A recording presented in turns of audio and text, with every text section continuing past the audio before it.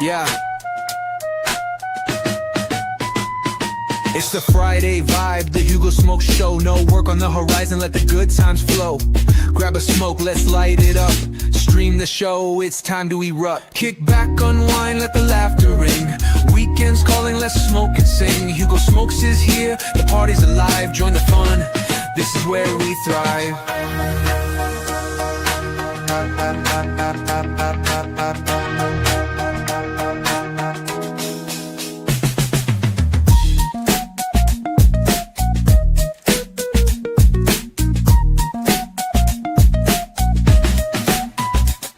It's the Friday vibe, the HugoSmokes show. No work on the horizon, let the good times flow. Grab a smoke, let's light it up. Stream the show, it's time to erupt. Kick back, unwind, let the laughter ring.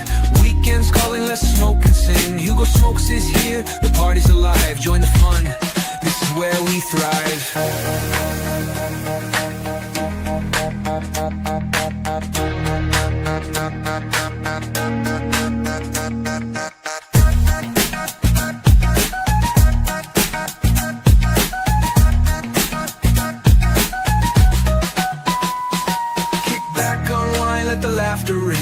Weekends calling, let's smoke and sing. HugoSmokes is here, the party's alive. Join the fun, this is where we thrive.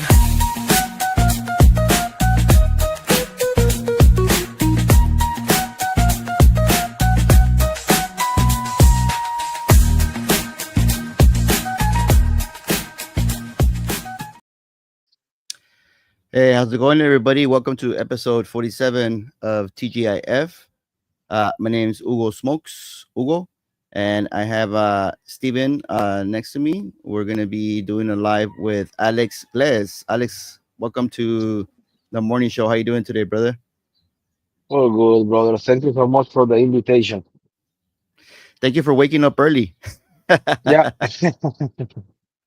Nice. How are you both doing today? How are you doing, Steven? Dude, I'm doing great. I'm excited for this. Right? Been waiting for it the whole weekend, right? Yeah, it's like Disneyland. I'm like, oh yeah, we get to talk to Alex. So cool.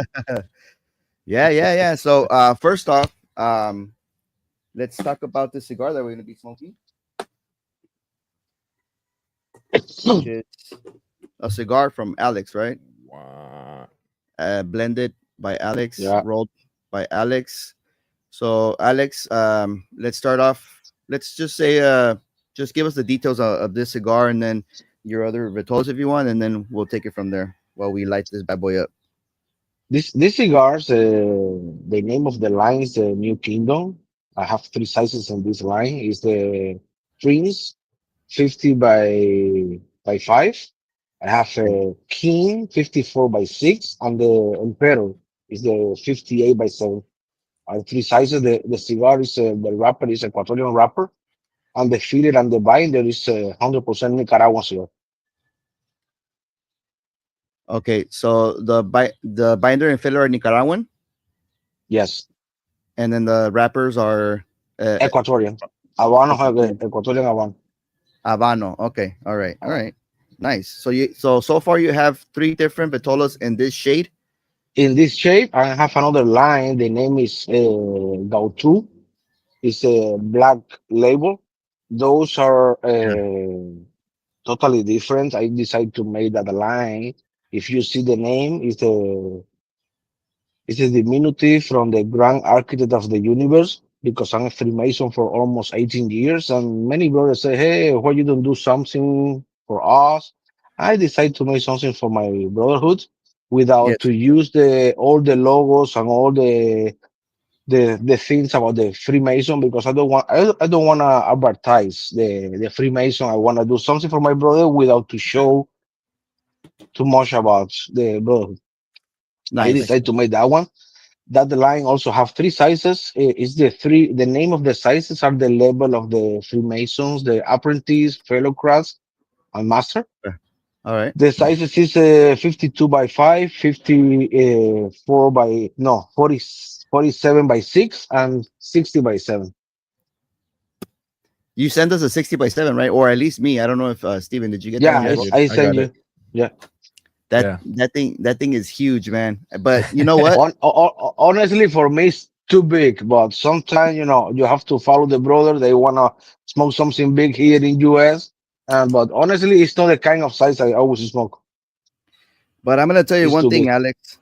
I'm gonna tell you one thing. As soon as I opened up those cigars, man, the smell off of the wrappers, or I mean, just the tobacco itself, it's amazing, man. It smells really good, Oh yeah, I agree. I agree. and they look amazing, man. They're like shiny. What's the one with the black label? Is that a Maduro?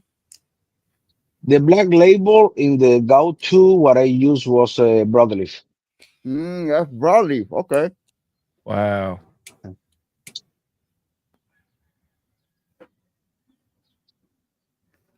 awesome. Let's take a little bit of a roll call. We got Benito in the house. We got DC Sips and Sticks. We got Uncle Lou. What's up, Uncle Lou? Buenos días, señores a todos. Welcome to the TGIF show. Um, so Alex, Yeah. uh, you know, you're known as the youngest master blender, roller in the I, cigar world. I think that was a long time ago. Okay, I think I'm not the youngest anymore. I know for sure people younger than me now making cigars. That was a really? really article like maybe like 8 years ago or 10 years ago when a really good friend he passed away. Unfortunately, his name is Mateo Esperanza. He was a really big connoisseur in the cigar industry, and he have a blog. He write a lot, and he make an article. And one of his article was talking about me. He have several books, and in that interview, he put the youngest cigar because at that time I have like I'm start with almost 18 years, and I have now 37. You started when you were 18 years old. Yeah, Okay, and now you're 37 years old. So nine about 20 years, just shy of 20 yeah, years in the almost 20 cigar years in the cigar okay, business, the cigar industry. So what was right. the thing that started that off for you? How did you decide that's what you were going to do? Oh, that is really funny. I graduated in the college, and I was working in the Marina Hemingway. I don't know if any of you went in Cuba maybe one time. They Mm-mm. have a Club Havana. They have the Marina Hemingway. Marina Hemingway is a big yacht place where they have a groceries. I was working there. They have a LCDH. And I Mm-hmm. was really close to the lady who was the master roller at that time. Her name is Andrea Calunga. She retired, unfortunately, but she was a really good person, and she was an amazing master roller. She was the personal roller from Gerber, the person from the what the babies eat, the brand the Gerber, Oh, Gerber, yeah, Yeah. the yeah. Gerber. And most of the time I was with her, always in the shop, trying to see what he do. But for me, it was always something magic and mythic at the same time. How the people, I was looking people all the time in LCDH, crazy with the cigar. And I don't understand. I said, oh my goodness, how the people spend that money for something, some leaf. Well, I was so young. I said, oh my goodness, and you can feel the passion for the people because honestly, we are like a kid. When we are having a cigar in our hands, cutter, lighters, it's like, for example, my wife said to me, why you want to buy more lighters? If you already have enough. I said, it's okay. The same happen. I see that passion, everybody go to inside Yeah. to the shops. And I Yes. was looking and learning how the lady, she prepared everything with her hands because she was working there. And she looked at me and she said, Alex, why you don't come to be a cigar roller? I said, are you kidding me? I don't have enough time. I have to be working all the time here in the shop. He said, no, if you feel you like it, you have to go. But the problem to be a cigar roller, you have to left everything you are doing because honestly, it's a work, it's a job. You Full need to time. love what you are doing. For example, when we start, The class, we are around 30 students, only finish like three. Oh Wow. You my know, God. the percent of the people who graduate as a cigar roller is really small, because to be a cigar roller is by levels. Because what happened when you are learning, you make the factory and the industry last a lot of raw material, because you have to learn from zero. That is why at the beginning they teach you how to make 5, 10 cigars every day, 5, 10 cigars. But that is the longest time you, honestly. What you can do as a cigar roller in 1 minute, when you are learning, take 1 hour to make one cigar. And it's by levels. When the teacher, they start to see you don't have enough quality to be a cigar roller, they don't want to waste more raw material. They Yes. cut and they take out 5 people. And normally all that time is around 6 months to 9 months to be a cigar roller. They have Uh-huh. enough in those 6, 9 months. It's enough time for them to know if you can be a cigar roller or not. Because Right away. honestly, make one cigar, make two cigar, three cigar is easy. The difficult is when you have to make 130, 150 in one day with good quality. Because in Cuba, for example, when we are cigar roller, the cigar roller in Cuba, they prepare the bunch, they prepare everything, they put the wrapper. It's not like non-Cuban. The non-Cuban, the cigar roller, they work by couple. One is working to making the filler, the binder, the bunch, and the Yes. other person is always putting the wrapper. In Cuba, no. In Cuba, the roller have to make everything, and you have to make, depending the size, between 120, 150 a day In one day. in one day, in 8 hours. Oh wow. Yeah, those guys are like machines, just producing cigars all Yeah. day, huh? Nice. Honestly, you really have to love make cigars to be cigar roller, because it's one of the most boring business you will be in your life. Can you imagine be every day doing the same for 8 hours for years? Yeah. Honestly, it's a boring business. Boring It's a, is, and it's also a dying art, right? Because I yeah, mean, the thing is that from my understanding, back in the day, people did it out of necessity and the true love for the passion for the art, right? And yeah, nowadays, I mean, you got more young generations coming in. They're not going to work for the same amount of money that the people, got paid in the past. To, like you said, it's labor intensive, so it's exactly. backbreaking. Yeah, it's backbreaking. Nice. So you were originally are from Cuba, huh? Yeah, I'm from Cuba. I was born in Cuba in Okay, 1986 in Havana. 1986, Havana. Okay, nice. We're 80s babies. I'm from the 80s Yeah, as well. 86. Same, Oh, you're same. 86 as well? Yeah, 86? bro. What's the zodiac for that? Leo for me.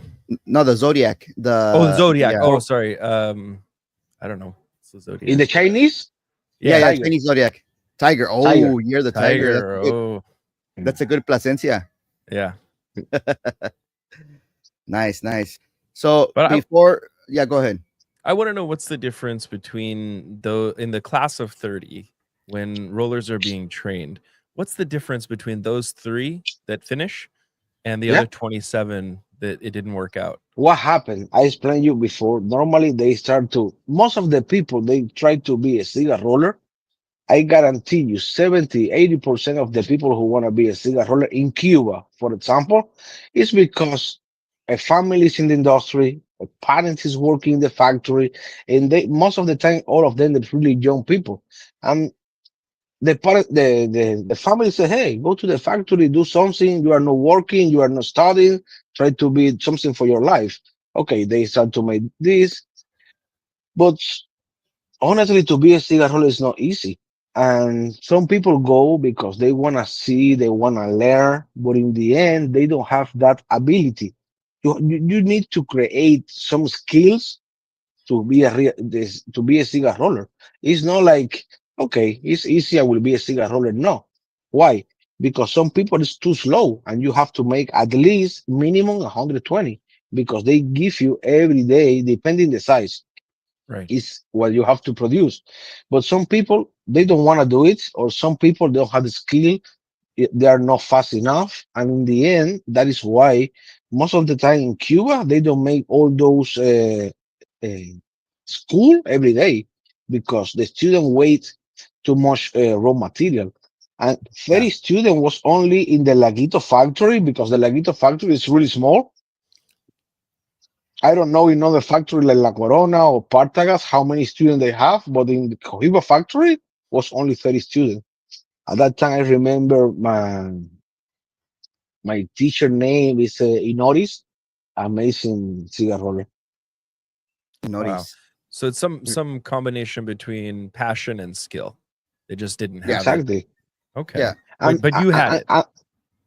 I love it. Honestly, I love it. I was crazy to leave what I was doing because I was making money as a cashier in the Marina Hemingway. And the people said, why? I said, okay, why not? And it's something really I love. It's something really, what is the best pleasure for a cigar roller? It's like a chef. It's the best experience a cigar roller have is seeing a person is smoking what you create. That yeah, is unbelievable. For example, as a cigar roller in the factory, you don't have that experience. Why? Because when you work in a cigar factory, honestly, you are like a machine. You are making cigar, and the people, the customer, the person who is enjoying the cigar, they don't know. When you open a box, you say the cigar is good, regular, and bad, but you don't know who are the person who roll those cigars. You know. And yeah, normally the people who create those cigars, they have a lot of passion. They love what they are doing. And unfortunately, the smoker don't know who they are. What happened? To, thanks to me, I was lucky enough. I'm started to work in LCDH as a cigar roller. As a cigar roller in LCDH is, everybody know what is LCDH, La Casa del Habano. It's where hmm, most of the tourists and most of the connoisseur and the people who love the cigar, they go to buy Habanos. And there is thousands of people. When you are rolling in the factory, you don't see those customers. When you are rolling LCDH, you see tons of those tourists. That is why many people say, wow, Alex is one of the best in Cuba, or La China, or Juanita, or Cueto, or many people. And most of the time, when the people make me some interview, I said, I'm not considered one of the best in Cuba, but I consider one of the luckiest in Cuba. Why? Because everybody said those kind of rollers, they are the best. They are not the best. I guarantee you are tons of wonderful rollers in Cuba, but they don't have the lucky to be in LCDH and showing to the people what the skill they have. But honestly, it's something unbelievable when you make a cigar in front of the people and the people enjoy that cigars. That is the best experience a cigar yeah, roller can have. It's like a chef. The chef, you can cook, you can make Italian food, French food, any country food. When you see the face of the people eating and enjoy that food, that is something unbelievable. That is something, that experience, anybody can understand how big that experience for people who create something by hands, by with passion. That is why sometime when I hear the podcast, okay, it's amazing because I love the podcast. That is, for me, this is something new. That is why I try to send his cigar to many people. I try to learn how is the new world business, because for a cigar roller in Cuba and blender, because to make a cigar, you have to blend. When you are working with people, you have to know what the people love. But yeah. Cuban cigar, honestly, be honest with you guys, is 100% easier than blend non-Cuban cigars. Really, in your It's experience, hard, in my experience, I can say is something totally different. Why? I will explain you why. For example, when you are blending cigar in Cuba, Cuba is true. Cuba have a different region. You have Pinal del Rio, you have Remedio, you have many places in Cuba where they ground tobacco. The most famous Pinal del Rio is true, but Cuba they use binder They use a volado for combustion, seco for the smell, and ligero for the Mhm. strength. And the Okay. wrapper of Cuba, I was having this conversation with many people because it's true when the people consider the Cuban wrapper is only like 5% of the flavor. It's true. The Cuban wrapper don't change too much the flavor of the cigar. The most important is the mix you make with ligero and binder and seco Mhm. and volado. That mix is what we, for example, when you make a Cohiba, when you make a Trinidad, when you make a Partagas, it's exactly the same raw material. They only exchange the blend you make with the leaf. La Because Liga. when you go to the factory, La Ligada, when you go to Partagas factory, for example, they don't have this raw material is only for Monte Cristo, or this one is only for Partagas, or this one is only for Romain Juliet. That is not true. Mhm. It's the same raw material, but the blender in the factory let you know which blend you do to make the cigar you try to create. Because, for That's great. example, if you're smoking Partagas, have to be strong. It's impossible you smoke a Partagas and be really mild. That means it's not Partagas. The only brand they say is totally different is Cohiba because they giving a third fermentation to the raw material. But sometimes, it's more marketing than the reality. Yeah, yeah, yeah, yeah. No, yeah, because Cohiba is like, the staple of, let's say, Cuban cigars, right? The But the Cohiba is the top of the line of Cubans, the Habanos, because yeah, what's the brand they created from Fidel Castro in 1966?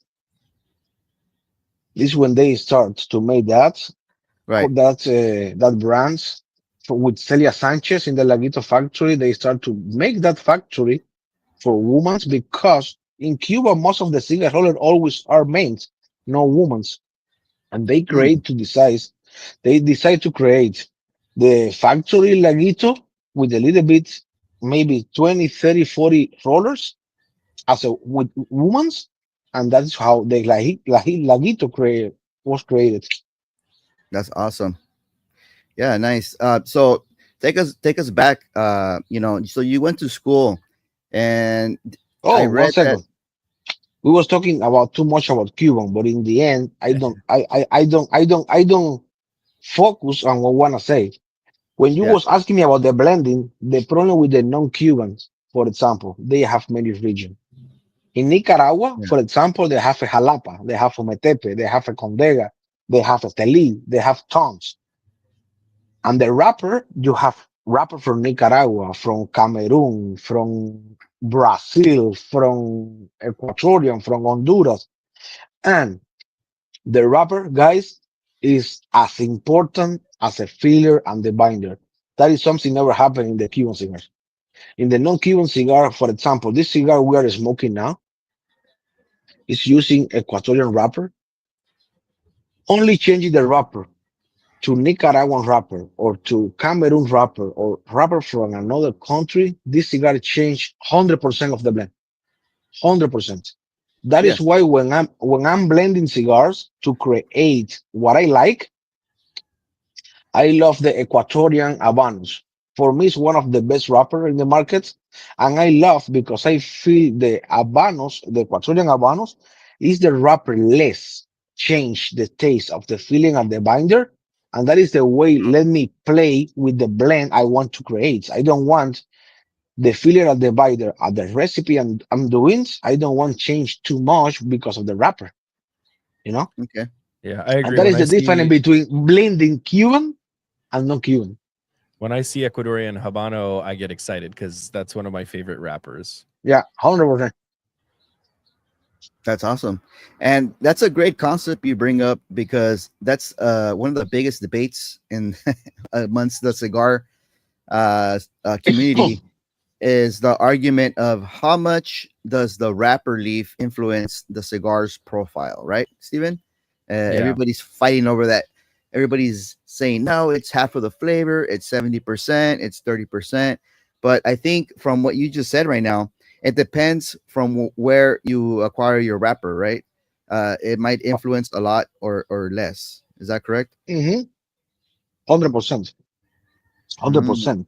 The rapper from every different region have a different different, how you say that, characteristic, Characteristic, yeah. you know? Profile, yeah. Yeah. For Nice. example, Ecuador, they are famous to have Habanos, Sumatra, y Connecticut, for Uh-huh. example. But that means the Connecticut or the Habanos from from Ecuador is not exactly the same like in Nicaragua. For example, most of the time, all those countries they use a Cuban seed because Habano 2000 is a seed created by Cuba, like Criollo, Corojo, all those seeds coming from Cuba. In Yeah, the end, most of the big people in the industry they try to bring Cubans to his business as a blender, as a farmer, as a everything. But it's impossible to create the same as Cuba. Doesn't matter if you use blender, rollers, seed, it's unique. Cuba, the humidity, the the same. soil. Yeah, Normally, the soil in Cuba is really poor. It's not that rich like other countries. For example, it's like a coffee. When you drink a coffee, it's not the same coffee when it's coffee from Colombia or from Mexico.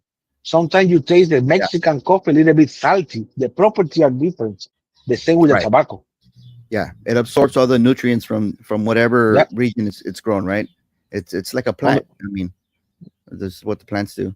Nice, nice. So so Alex, so you go to this rolling school, and then I saw that you were the house blender for the Mira. What is it? Mirador Hotel in Havana. What is that one called? Comodoro. Comodoro, Comodoro. Comodoro. So after you go to school, then it was that your first or second job there, or No, no, no, no, no, no.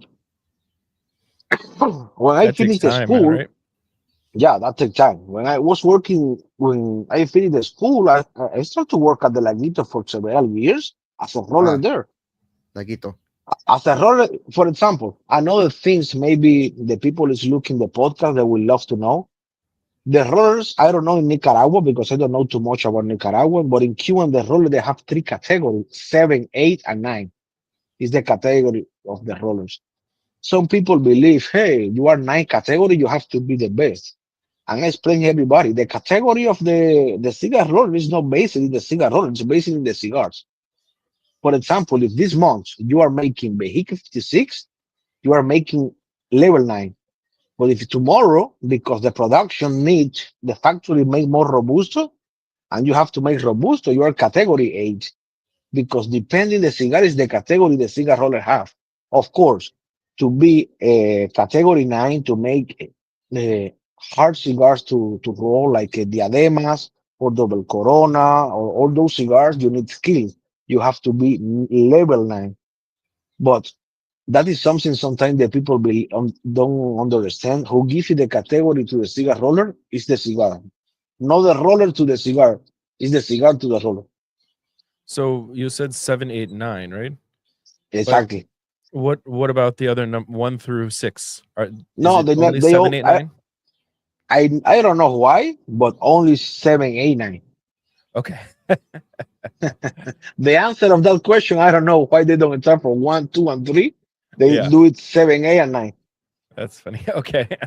Maybe they want 7 to 8, 9. You know, so Yeah, they want you to go ahead. Nice. So you go to this roller school, then you go to work in Laguito. How long were you working yeah. in Laguito? I was in the Laguito for almost like 8 years. Wow, nice. Um, and I hear that when you're working as a cigar roller blender, you don't really need to know what you're producing, right? You just know like let's say like SKU numbers, like hey, make me blend 784 or whatever. You Where? don't even Where? as a roller.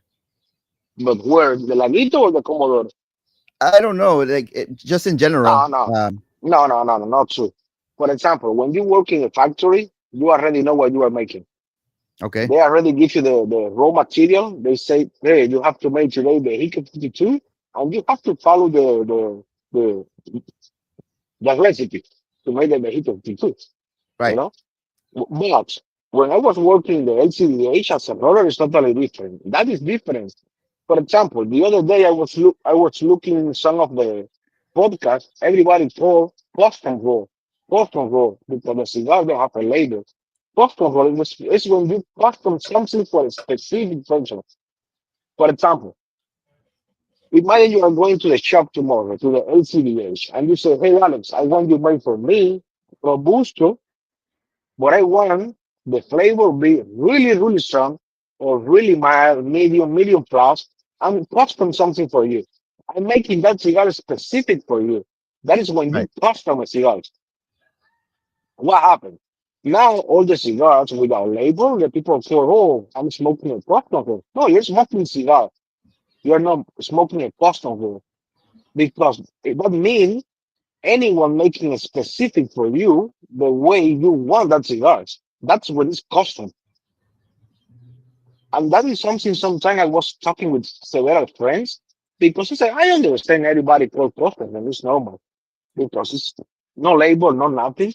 But I said, if I have to call, I call cigars. I'm smoking a cigar. I smoke a cigar with no label, with no custom. Because who, Yeah. imagine you have a friend in Pinal del Rio. He made for you 25 vehicle 56 or Laguito number 6, because I know also some people don't like you call the commercial name. But sometimes the people don't know when you say I'm smoking White Churchill, they go, okay, I know White Churchill, but if you ask me, I'm smoking Montesco, they don't know what name Montesco. It's the Vitola name inside the factory. That's kind of what I But was getting at. That was what I was getting at. You guys, the people in the background, they know the blends as something else, right? You guys have like special names for it. yeah, all the cigars they have a name. The Vitola name is the name they have in the factory. For example, the Siglo II is Mareva.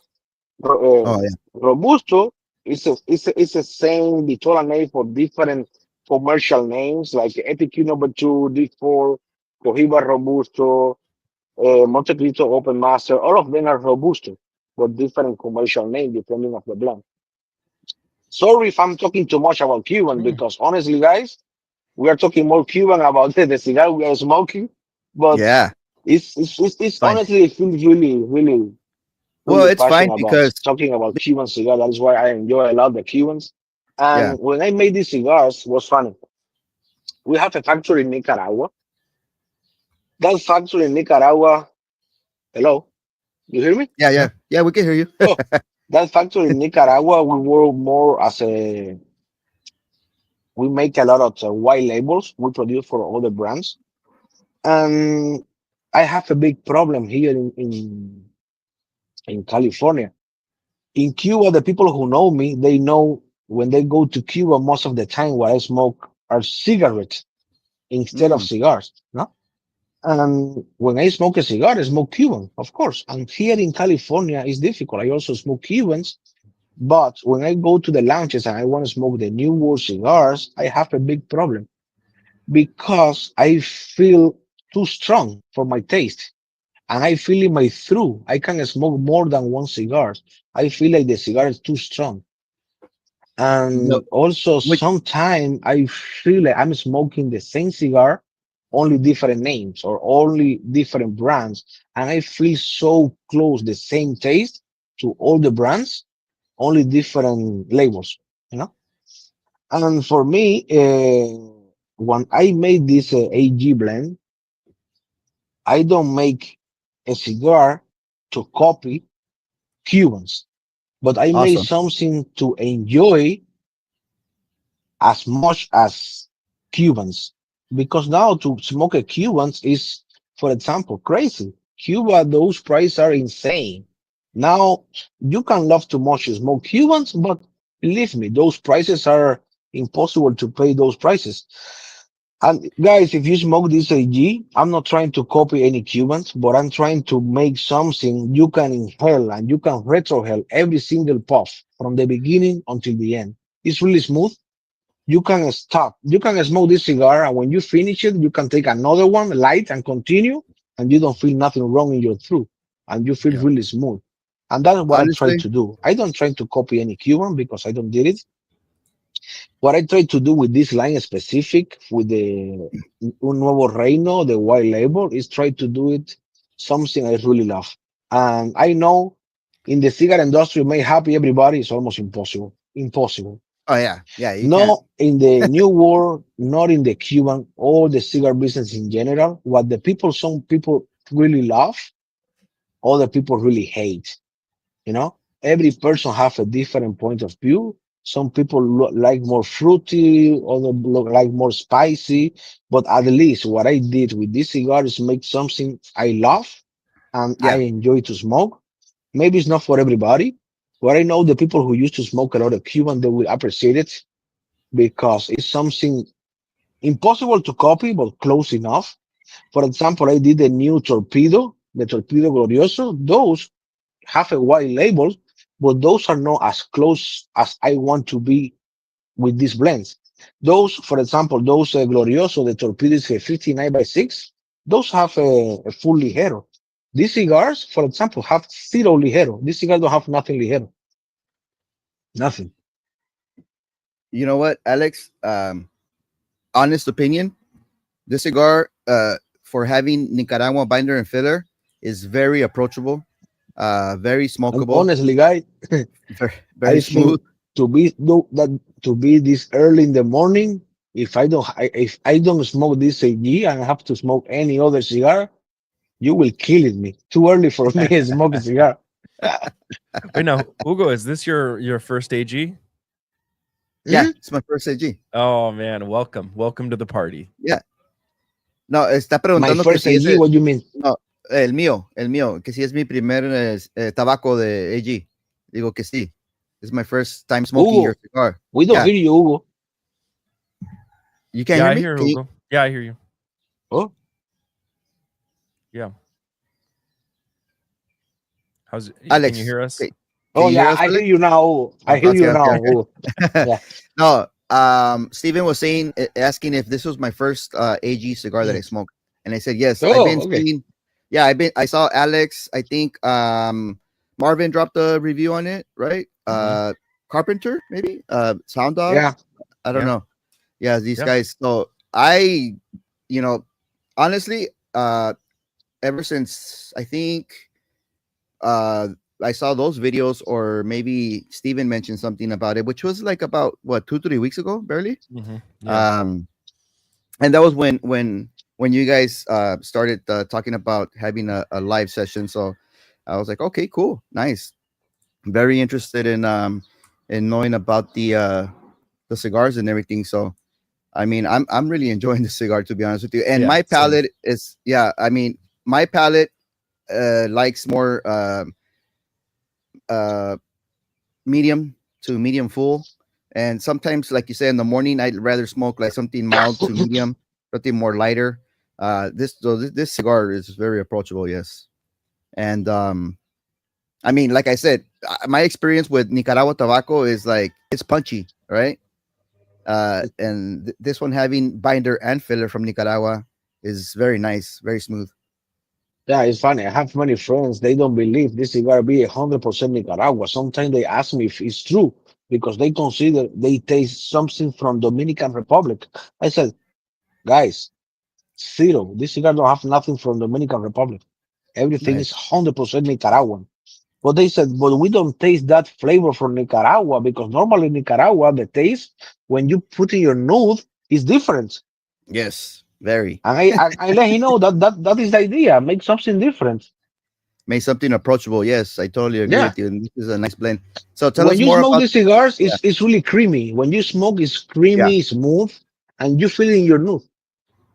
Creamy, smooth. I'm getting like a nice butter note, like hay, like like fresh hay. You know, when you're out in the field riding your horse, you smell that nice hay. You know, with the moisture, it's so good. Um, uh, and one thing that caught my attention on this cigar is the band, man. This band work is amazing. Is this your personal like shield from your family, or did you just No, that is design? something I was working for a long time in the design of this label because we have a label in our factory. It's similar to this one, but I want to create something different. I always like that idea about if you see this label is similar, to the Hoyo de Monterrey. For me, Hoyo de Monterrey is a really elegant label, but I want to do something not the same. I don't want to make any copy, but at the same time, I want to see something in the label. If you see the label, you will see a Cuban flag. Yeah. If you Yes. see the label, you will see in the top of the left ones is a small triangle. Those are the volcano Mount, from Nicaragua. the mountains. Yeah. Yeah, the mountain Oh, yeah. volcano. And in the right area from the top, you will see some leaf. That is the leaf. And if you see the shelf around here, are also Yeah. leaf. And in the Oh, middle AG, my yes. initial.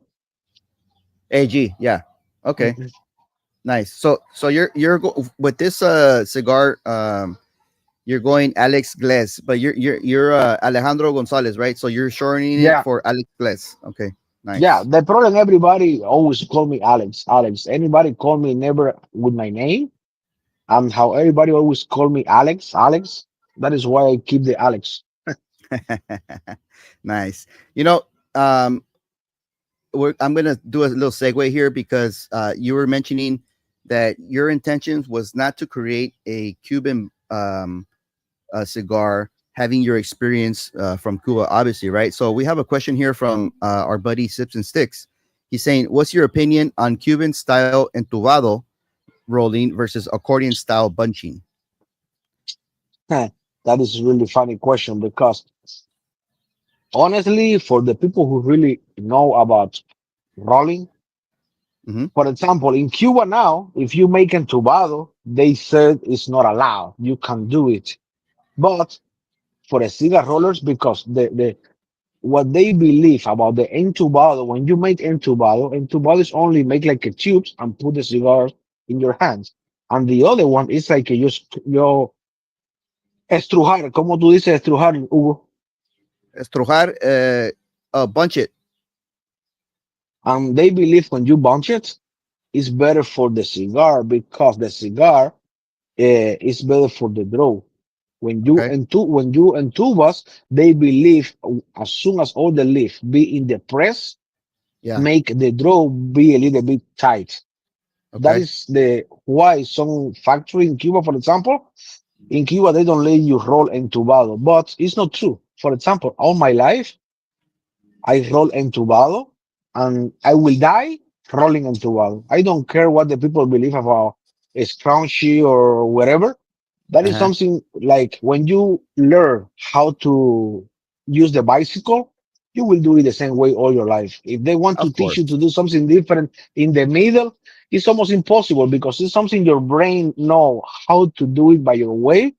After 10 years, 15 years, it's impossible. The factory say, hey, no more entubado. Entubado is the way the people work for several years. And honestly, from my point of view, I don't feel any different between entubados and estrujado, scroche, you know? Yeah. I don't feel that difference. As soon as you make a good bunch, the most important when you are making the cigar 100% handmade is the filler when you put it in the binder go even and directly, exactly perfect even when you are rolling. Because Yeah. if you twist a little bit, that's what made the cigar be too plucked. You know, Yeah. doesn't matter if it's entubado or scroaching. The most Yeah. important, that is why most of the cigar. For example, when you compare New World cigars and Cuban cigars, I guarantee you, New World cigars are better than Cuban in many things. Yeah, 100%. I have to be honest. Cuban cigars, it's true. Better flavor or different flavor. I don't want to say better or worse. It's different flavor. But the New Yeah. World cigar, the cigar roller, they use a machine. That machine is something when they start in their hands making the bounce, the filler, everything, and they put in the machine. That machine you make it like this, and what the machine do make properly the binder and the filler go together at the same time. You never will see in the non-Cuban cigar in the New World cigar be twist impossible because the machine make everything go even.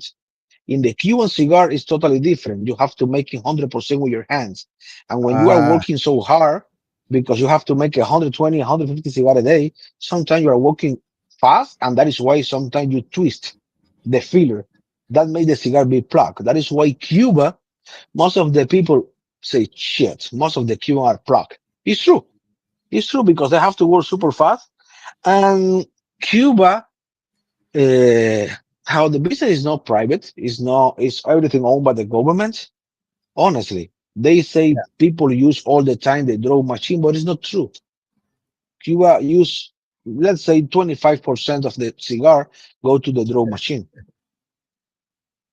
No, yeah. but So what you're saying is when you do the twist, you're causing the airways to be constricted, right? And you don't have the natural flow of exactly, the that's way what the leaves happened in the are. Cuban cigars, and that Yeah. is why when you smoke a non-Cuban, to see a cigar black is difficult, and only two ways to have a cigar from the New World be plugged.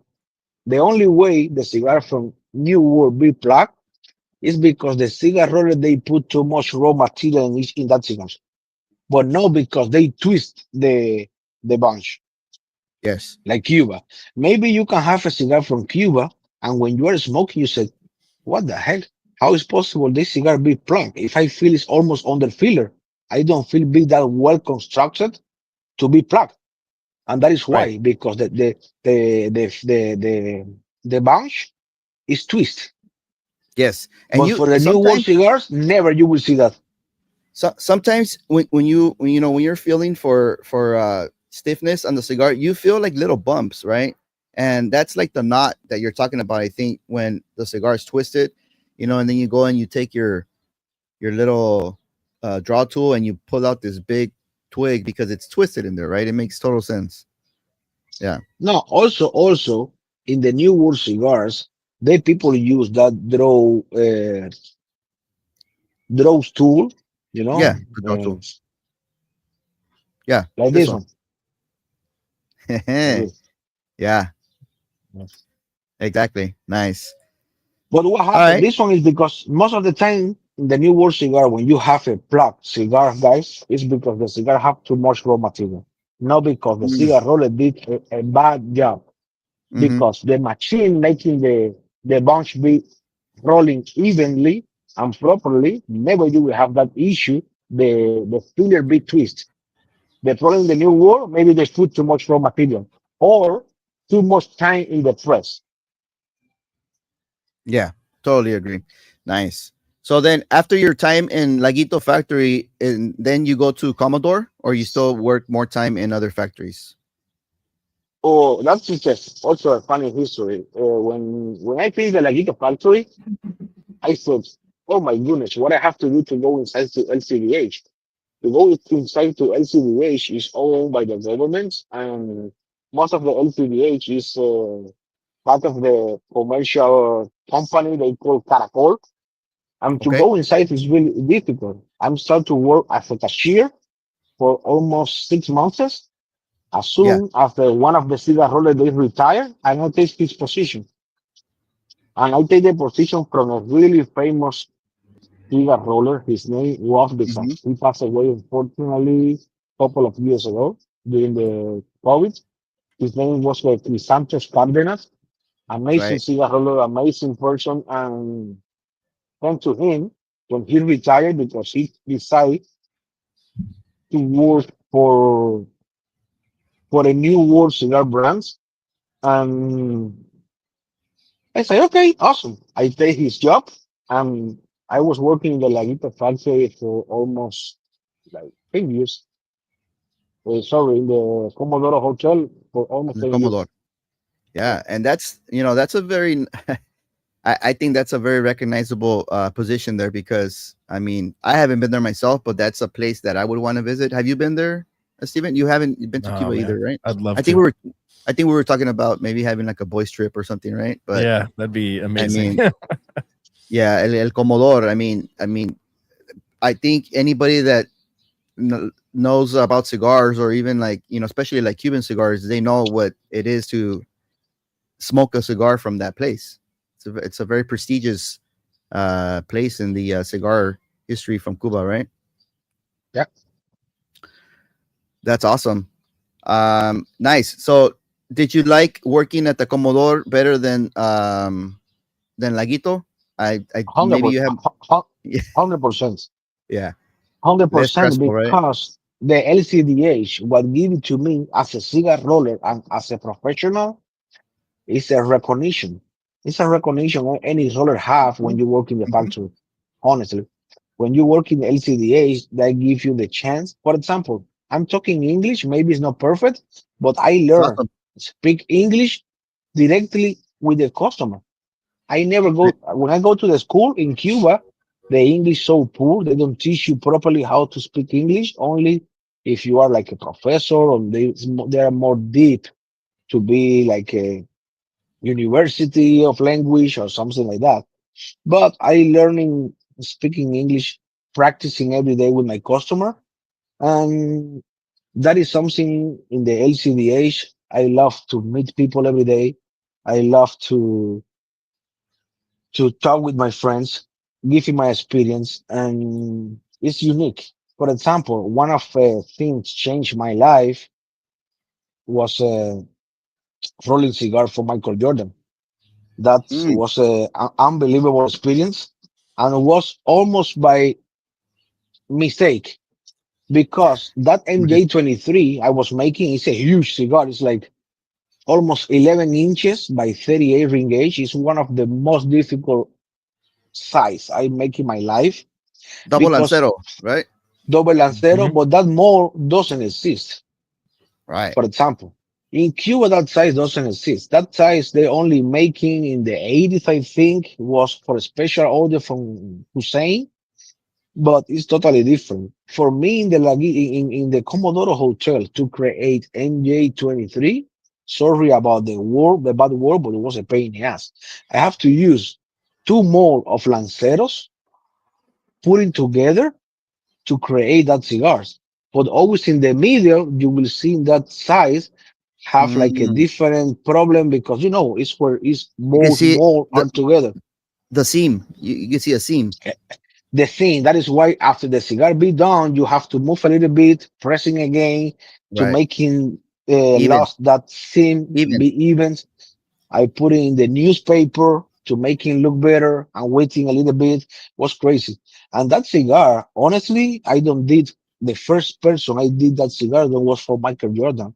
Was from good friends I have from Saudi Arabia. His name is Turkey Al Saud is one of the royal prince. And I was making for him, but I have a friend. His name is Arturo Mendoza, Art 305, like the people know him in Instagram.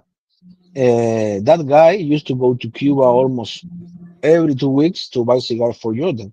One day he was buying cigar in my place for Jordan, and he said, Harris, why are you rolling? I said, I'm rolling some cigar for one customer Saudi, and I sent him 5 cigar as a gift for Jordan. Wow. After 2 weeks, my friend said, come back and say, hey, Jordan won 10 bundles. I said, oh my goodness. Okay. I'm starting to make the bundle for Jordan. The next week, the guy called me, hey, he won another 10 bundles. And my friend as a joke said, motherfucker, you fuck my business. Now he don't want to buy the boxes. They want to buy bundles. And it's really funny because person like him have he can have anything he wants. He can smoke whatever he wants. For me, it was an honor to see him choose my cigars. If you see the Last Dance, is the Netflix show he did. The Okay. cigar he's smoking in Netflix in the first episode and the last one, for me was an honor. He chose my cigars to appear in that show instead to use any other cigar, like because his favorite cigar is a big sizes like Partagas Lusitania or Hoyo de Monterrey Double Corona. That is Yeah. most of the sizes he used to smoke. Now he's more like everybody in the cigar industry. He's more picky now. He wants to smoke regional edition and some different stuff. And yeah, for me, it was a really good opportunity making cigar for him. Unfortunately, I never meet him personally. I hope soon, if I have a chance, meet him. But now I'm working in a new project. I'm making a new cigar for Ray Lewis, the football players. Mhm. Oh yeah. He this will be the first years I make a cigar for him. Everybody knows cigar from him, but for Rocky Patel, because Rocky Patel make a cigar with Ray Lewis like several years ago. I think like I don't know if it's like 7 years or 8 years ago. He made Hmm. cigar with Rocky Patel, but in the last 2 years for the Super Bowl, we made some cigar for him. But most of those boxes he used it to give him to his friends for a gift. Maybe he sells some, but like 4 months ago, he contacted me again and said, Alex, I want to make this as a business. I want to make my own cigars. I want to start to sell my own cigar. I said, perfect. That is something I let him know what you want to do. You want to work with us? You want to go to it? Because I understand some people maybe they want to use another big factories or another big name. That way they use that name to push more about the brand, no? Yeah. And I love his answer. He said, Alex, I love friendship, and the most important, your factory have amazing quality control. That is something for me is really important in the cigar industry. Not only the quality control is the how you call that. Dímelo en español, yo te lo traduzco. A ca- the problem I don't remember neither in Spanish. Oh, Oh, estamos como la. the consistency. Oh, For example, consistency. Okay. the most important for me in the cigar industry is Yes. keep always the Consistency. blend the same consistency, because it's the same like you are going to Italian restaurant and you always like to order carbonara and they change the blend Mm. or they change Mm. the taste. The same with the cigar. I think more important than quality is consistency in cigars. For Yeah. us, we are really deep in that consistency and in that quality control. Now we are working really hard, pardon, with the Asian market. We Right. start to sell now in different duty free in Asia, in Taiwan, in Hong Kong, in Laos, and mainland China. For us, that is an honor. This is for a small company. His name is Cubana. We are now working in a new project with a really famous Cuban brand's name. We are trying to making a new world cigar with that name, and soon will be in the markets. And that for me Okay. is something really nice. And Yes. I'm really proud. The Awesome. Chinese company choose me as a blender, and they choose me as a producer of our factory to produce that cigar, because for me it's really an honor. And you know how is the Asian market. All the cigar industry is really strong in that kind of things, but Asia in general, you only have one chance. If in the Mm. first opportunity you don't do it well, believe me, you don't have a second chance with the Asian people. That is why our factory, we try to do it as best as we can. We are not a huge factory like other big name with 300, 400 rollers. Our Yes. factory is only like 60 employee. Is good enough to start. We are trying to grow step by step. Yes. And that is what we are working now. Soon I will be opening a new factory, and that factory have a new project. I will have a new name for the factory, and I think it's something really good and something really big is coming in my life with that new company. Very That's nice. awesome, man. Congrats. When you open your new factory, will you maintain both of them or transition to the new factory? Will be a transition. We are three partners. Mhm. We are working with. We have a factory. We have a. When I arrived to this country, we opened the biggest lounge in South California. The name is Mi Habana. That lounge is almost like close to 6,000 square feet. It's three Nombre. floor. That's Yeah. you own part of mi Havana en Pomona. At the beginning, we are three partners. That lounge gets Raúl. fires with Raúl and Roy. That factory burned Yeah, the after little the one. factory. The little No, no, one. no. The big one burned. Oh, the Uh, grand opening one. The 3-story one burned. Oh yeah, you're right. You're right. Yeah, Was the burned because a yeah, homeless put a fire to the trash. The building got fire. That take almost 1 year to fix everything. When we open and we decide to be only one person in that place, Raul keep the lounge 100% as a owner, and Roy is the other partner. He's the yeah. landlord. He's the owner of the building. We talk and we decide to be focused in the factory. That is why Raul now is the owner of the lounge 100%. And we was more deep in the manufacturing in Nicaragua. Now we are in the transition. We are separate. Raul will keep Mi Habana cigar, and we will open another place. We are thinking to open a big place. It's located in Esteli, in the area they call Free Zone in Industrial Park. Yeah. That factory will be really nice because it's huge, and we want to make in that factory not only premium cigars. We want to make only also machine cigars. Why? Because we believe too much that Asia market they are switching cigarette for cigar, and I think the small cigarillos like the Cohiba short is a big potential in the industry with Asia, and that is something we are exploring to open a new factory for premium cigar and from machinery cigars. That is why we are moving to another place. That place is huge. It's beautiful building. That's The awesome. building have almost like 40,000 square feet. And where is this building at? That building is located in Esteli. It's a free zone. Okay. Okay. Nice. That's But awesome. We now have we are a working all those yeah. projects. Okay, cool. So we have Ben in the house. He's a very good friend of ours. He's actually growing his own tobacco in his house. He's wants to start experimenting with rolling. So he's asking any recommendations on priming selection. Should I use volado or just keep focus on ligero, viso, and seco? That is something that is a good question and funny, honestly. When I decide to blend for the first time cigars, honestly, I don't know nothing about New World cigar.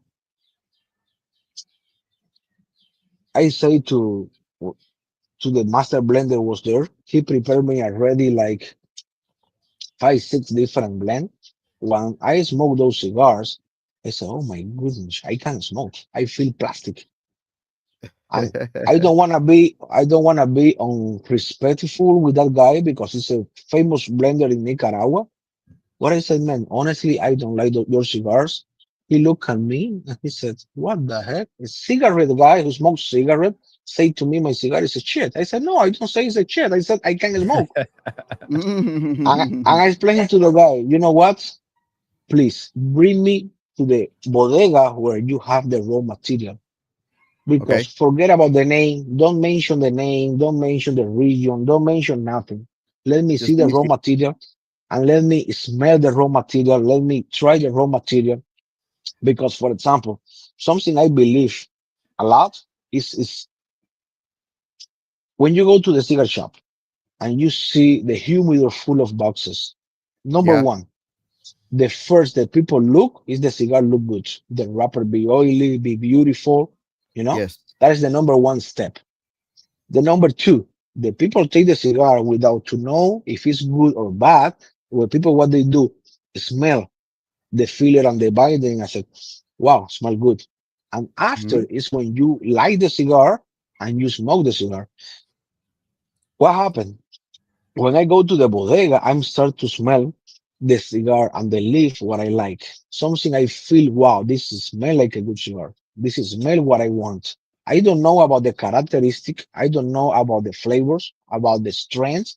I only want to feel first the smell. I like it. Awesome. Yes. After I choose 10 different leaves without to know the region, which is the characteristic, the thickness of the leaf, the smell of the leaf. When I decide enough, which is the leaf I like it, is when I start to blend using different leaf flavor, the smoking. No, this one I don't like, it's too harsh.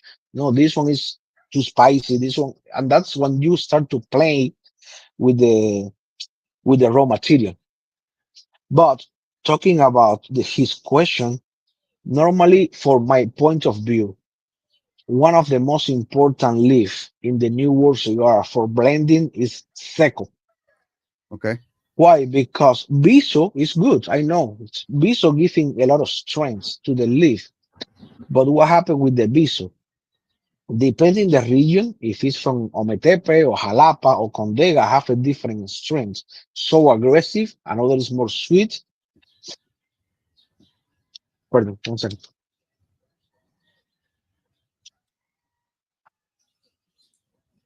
And depending the blend you want to do is which raw material you use. For example, if you want to use something really strong, of course you have to use Biso because, for example, in that Biso giving a lot of strength, and also Yeah. you need to know the region of the Biso. Right. But for me, if tomorrow you say, Alex, you only have 3 leaf to use to make a new world cigars, you have to choose. I will choose all the time Seco because Seco giving a lot of flavor to the cigars, giving a lot of smell. And normally it's the combination of different leaves what make the cigar excellent or bad or good. All depends who is the person who's smoking and which is the blender, what he wants to create for his clients. But Yeah. if for me, all the leaves are important. But my favorite always blending is the Seco. We got Mia in the house. Mia, she also creates her own cigars. She's in Puerto Rico. She says she uses Seco all the time. So Yeah, that's that that's is that's pretty amazing leaf. pretty awesome. For example, I am now for the Go 2, the cigar I did for the brother, the black label. Yeah. Those cigars is unbelievable. They have double ligero. I use double ligero. I use ligero from Nicaragua and ligero from Dominican Republic. But if you smoke the cigar, that's another thing you have to play. I want to make a blend be strong, but at the same time be smooth. And if you have opportunity, try the Maduro's blend. They are really good. My favorite is the Fellow Craft because normally I'm like old school. I don't smoke those 60 ring gauge. For me, it's too much. For Yeah. me, it's too much that sizes. I know some people in US they love those big boys, but it's not my sizes. Not not my But jam. Not my jam either. no, but honestly, it's a good blend. I think Carpi Okay. today he will have a preview. I say to Carpi, that is a monster what you're smoking. At the beginning, the first thirst and the second thirst will be awesome. But something I feel in that cigar is a really good cigar. But imagine 60 by 7 in the end of the cigar in the last thirst. You know how much nicotine and can have that cigars in the lafters after 6 inches and 50 and 60 ring gauge smoking? That is a lot. Yeah. And I explained him that is something I try to do for people who like a strong because I know you have to give in option to everybody. Maybe the white label is too mild for people. They feel like shit. It's medium blend, okay, but I like something stronger. That is why I did a black label for the people who like a stronger singer. Awesome. So Ben, I hope that answers your question. We have a question here from Widowbacks. He's saying, How does the salary of cigar rollers compare to those around in the community for like other skilled labor?" You mean in Cuba? For Uh, example, Cuba, in Nicaragua. Cuba, I mean, you probably have some experience in Nicaragua also because you have your factory there. So yeah. Honestly, I have to give an answer. Maybe it's not the more polite and okay, it's not the more professional, but I want to be honest. awesome. The cigar industry in general, the employees are the worst people based in salaries. For example, in Cuba, can you imagine a person in Cuba, the salary to be a cigar roller can be almost $20 a month? That is the Yeah, average salary for a cigar roller in Cuba, yeah, $20 a month. Yeah. But I don't want to focus the interview most as a political things. But in Of the course. end, Cuba regime, they made the people the island of thief. Everybody to survive in Cuba, they have to stolen something. Cigars, if you work in the cigar industry, paper if you work in the school, for example, or medicine if you work in the pharmacy. And that's what the system creates. 11 million of thieves for necessities, you know? Yeah. In the New World cigars, they are even 20 times better than Cuba because, for example, the average salary for a cigar roller in Nicaragua is around $400 a month. Compared with $20 in Cuba, it's a huge difference. Mhm. For example, could be better. It's true. But I feel the people working in our factory, they have to be happy. Right. Honestly, our factory is small. How I explained you before, only like 60 rollers. But the people who be in the cigar industry, they will know what I'm talking about.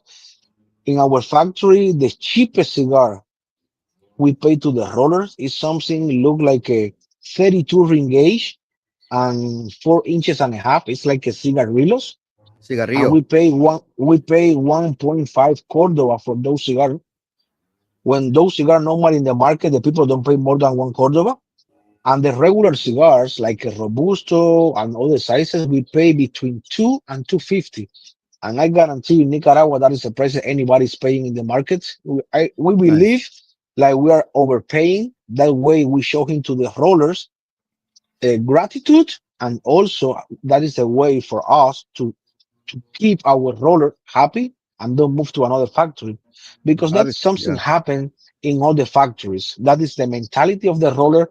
They are working today with my fathers. Next years they move to AG Fernandez. AG Fernandez, they move to Plasencia, and that is something how they work. And if any Nicaraguan or any roller is looking this video, they will be agree with me that salary we are paying like 250 Cordovas for cigars. That is anyone is paying now. That is Nicaragua, and that is the way for us as a foreign haze to show him gratitude to the rollers because I know what is be a rollers. I know what is be a person. I feel like I'm a slave. Sometimes I was feeling like Mm, shit. The people coming from another country, they want to make his own factory. They are making a good business. They are making a good job, but it's true. But it's difficult to explain that feeling I yes. was having Yeah. also in Cuba. I don't want the people in Nicaragua have. That is Yeah. why we try to take care that much to our employee. We try to give Yeah. him a nice uniform. We try to support him as much as we can. But it's true. That is the way the industry work.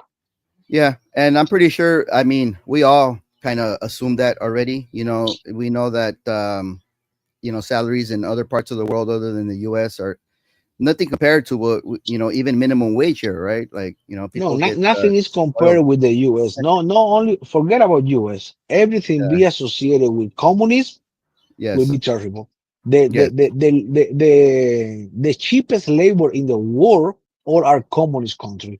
Cuba, China, Nicaragua, everything be a communist, you will see the prices of the salary is Yeah. terrible, you know. Yeah. But it is what it is. That is So we why too should, much immigration in those countries. yeah. So we should really appreciate when we smoke a cigar, right? Because there's a lot of sweat and sacrifice that gets put into these 100%. That is pleasurable why sticks. the cigar is one of the cigar is one of the products that people don't understand. Before you light the cigar and you enjoy the cigar, it's a long process, take around 300 something different hands for you to smoke a cigar. Doesn't exist in the world. A product need more hands to be done. Yeah, I absolutely agree with Because that. when you make a Really well handled. calculation from the seed to the farm to the escogida to the boof, it's a lot of process. You know how many hands have to be part of this process before the Yeah. customer cut and start to light? A lot. Yes. Absolutely. And speaking of Cuban here, I think Edgar kind of got the facts mixed up. He's saying, so what I'm hearing is all Cuban cigars are the same. No, I think what Alex is saying is that they all use the same type of material, the raw material, and the what varies is the liga, obviously. But yes, everybody kind of uses the same raw material, right? Is that correct, Alex? In Cuba, right? Yeah. For example, Cuban raw materials is when you talk about Cuban and non-Cubans, I believe the non-Cuban have more complexity of flavors because all the region they use to create a new world cigar. For Cuba is I feel like it's really similar Right. profile. The only difference in the Cuban cigars is the difference of the blends or the difference of the strengths. Some are stronger than the other ones, but it's really, really how you say that thing. They are very similar blends, Right. only different of strength. The only cigar is totally difference is the vehicle because they use a new leaf. It's a medio tiempo leaf they never used it before. But in the end, the rest, I guarantee, is so close, so similar. Most of the cigar in the Cuban industry now is more marketing than anything. For example, Mm-hmm. when the people smoke a regional edition, they believe they're smoking something wow, totally different. The best is guys, it's the same bullshit, only different labels. Some are regional for China, another regional from Europe for Spain, but it's only extra label to charge you extra 20, 30, 40, 50 bucks because it's like a Okay. new fashion. It's everybody want to smoke a regional, everybody want to smoke a limited. The only cigar I believe in Cuba are different in quality are the Reserva and the Gran Reserva. Why? Because they use a leaf at least minimum age 5 to 7 years and 10 years leaf. That Yeah. is totally different. They are using a age raw material. But to make regional, to make a regular production are almost the same, only they put an extra label. Yeah, you took that comment right out of my mouth. I was gonna say, I think the only ones that really make a difference is the reservas because I hear that's the la creme de la creme, right? The Yeah, top because notch. they really use a really old tobacco to create those. Of course, they charge you now if you find a new Reserva from Cohiba, Esplendido Reserva, that is almost Yeah, $15,000 for a box. Of course, they yeah, have it's to choose the ridiculous. creme of the creme. You know, Yeah, it's ridiculous those prices. yeah. But But you know, Steven here has like 10 boxes of reservas. He's rich. I wish I had one box of reservas. I actually have one Montecristo Reserva. Actually, my buddy here, Sal Janko, he has a question. He was grateful enough to let me have one so I can review it on my channel. But Very he's nice. asking, which farm in Cuba do you believe produces the best tobacco? for example, the best region in Cuba without any discussion is Pinar del Rio. Yeah, Pinar del Rio have two regions are the top. They are San Juan and San Luis. The most famous farmer in Cuba, they are Hector Luis, they are Maximo, they are Hiroshi Robaina, they are Papo. They have a different farm. All of them, they are spectacular tobacco because they are in the best of the best in yes, Cuba. For example, I smoke all of them. They are amazing cigar, but if I have to choose a farm roll, how they call to the cigar they produce, farm roll, those farm roll, when you smoke a farm roll compared with the regular production is totally different because the regular production from Habanos, that leaf have more fermentation than the farm roll. The farm roll, most of the leaf is a little bit fresh. Sometimes that is why you feel a little bit harnish, okay, but they make really good blends also. For me now, from my point of view, I say sorry if any of the other friends, the other farmer is looking this video. But now my favorite cigar from Pinar del Rio, from the farmer, is from Papo. Papo is a Yeah. person who is growing, for me, the best cigar in Cuba now. That guy have a construction is unbelievable. Sometimes I take cigar from Papo And I said, no, this cigar have to be plucked 100%. That is like a rock. It's like a When rock. I Yeah. cut the cigar, when I cut and I smoke, it's a good draw. I said, oh Yep. my goodness. I was talking to him the other day, like almost 10 days ago. I was talking with Papa. I said, man, what a good cigar. Honestly, what a good cigar. I called him to talk a lot about wrapper, about the process in Cuba, and we talk a lot. But honestly, in Cuba, all the farms from Pinal del Rio, from San Juan and San Luis, they are the best of the best. That is why Fidel Castro said the best cigar in the world is from Cuchillas de Barbacoa. Cuchillas de Barbacoa is a region in Pinal del Rio where part is located in the Robaina family and Papo have a part. All that area is a Cuchillas de Barbacoa. And they was really famous because Fidel Castro used to say, his cigars all made by Cuchillas de Barbacoa. It's a mythic, it's true, it's not true, who knows? But it's what he said. But it's true. That region in general is the top. San Juan and San Luis, they are the best tobacco in the world. Okay. And Papo, does he just creates custom rolls, or does he create for also for big brands, big He's a marcas? farmer. He's a Oh, he's just a farmer. farmer. Okay. He's a farmer like all the farmers there. So what happened? Like all the farmers for living, they have to sell part of his production. Mm-hmm. They choose a little bit amount of the raw material to prepare his farm roll. That Mm-hmm. way they have enough money to buy Mm-hmm. some things they need for his farm. But it's not like they make a cigar for regular production from Cuba. That doesn't exist. That only is made by Tabacuba is industry, and after the cigar is made in Tabacuba, all the factories is a part of Tabacuba. They go to Habanos, and Habanos put all the seals, and it's when they start to commercialize all those boxes around the world. But no, the Right. farmer is totally different. The farmer is something they produce in his farm for a small circle of customers they already know they exist, and they Right. go there to smoke his cigars. But It's like the people that make moonshine, right? They have their circle of friends they share their moonshine with.